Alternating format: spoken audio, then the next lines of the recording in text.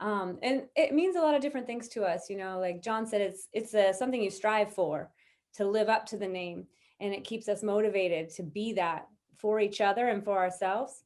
But the power couple isn't just about the two of us. It is about like the yin and the yang, and how the masculine balances the feminine, and how we are very different, but opposites attract and create that whole. But it's also about your relationship with the music, and that's a power couple too, like us and the music, or us and the audience, or us and the fans. So it's a lot of different ways of looking at what it means to have that synergetic, empowering relationship.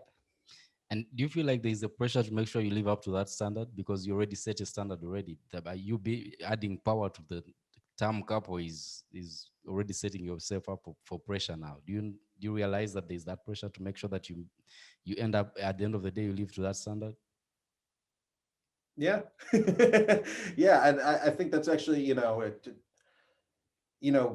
in terms of just setting an ambitious standard, with music, there's constant, with all forms of art really, but in our case, our medium is music. And, you know, the more the more you latch onto the idea of, I want to continuously get better, I want to continuously grow, the more you also start to realize that music, is defined by its lack of boundaries. Mm. So instead of looking at, well, I know these 12 notes can do X amount of, can make X amount of music, it's more like, what goes beyond these 12 notes? And every single time you go beyond, you go a step beyond, you get more powerful, you get stronger, you get better, you get more Mm. creative. So um, I also kind of, we've talked about this before, but I also kind of really admire artists who set themselves up for bigger standards.